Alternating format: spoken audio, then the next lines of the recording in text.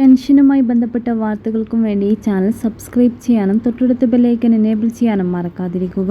ക്ഷേമ പെൻഷൻ വിതരണം ഇന്നു മുതൽ. വിധവാ പെൻഷൻ കൈപ്പറ്റുന്നവർ പുനർവിവാഹിതരായിട്ടില്ലെന്ന് സാക്ഷ്യപത്രം വാർഡംഗത്തിൽ നിന്ന് വാങ്ങി സമർപ്പിക്കണമെന്ന നിർദ്ദേശം ചില തദ്ദേശ സ്ഥാപനങ്ങൾ നൽകി.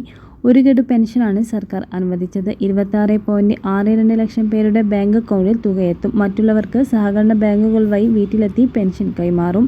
ഓണത്തിന്റെ ഭാഗമായി 3 ഗഡു പെൻഷൻ വിതരണം ചെയ്തിട്ടുണ്ടായിരുന്നു. ഈ സർക്കാർ വന്ന ശേഷം 33,000 കോടിയോളം രൂപയാണ് ക്ഷേമ പെൻഷൻ വിതരണത്തിനായി അനുവദിച്ചതെന്ന് കെ.എൻ. ബാലഗോപാൽ വ്യക്തമാക്കി. സാമൂഹ്യ സുരക്ഷാ പെൻഷൻ പദ്ധതിക്ക് ആവശ്യമായ പണത്തിന്റെ 98% സംസ്ഥാനമാണ് കണ്ടെത്തുന്നത്.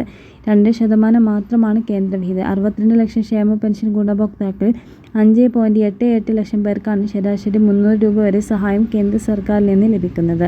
കേരളത്തിൽ പ്രതിമാസ പെൻഷൻകാർക്ക് ലഭിക്കുന്നത് 1,600 രൂപയും. ബാക്കി മുഴുവൻ തുകയും സംസ്ഥാനമാണ് കണ്ടെത്തിയിരിക്കുന്നത്.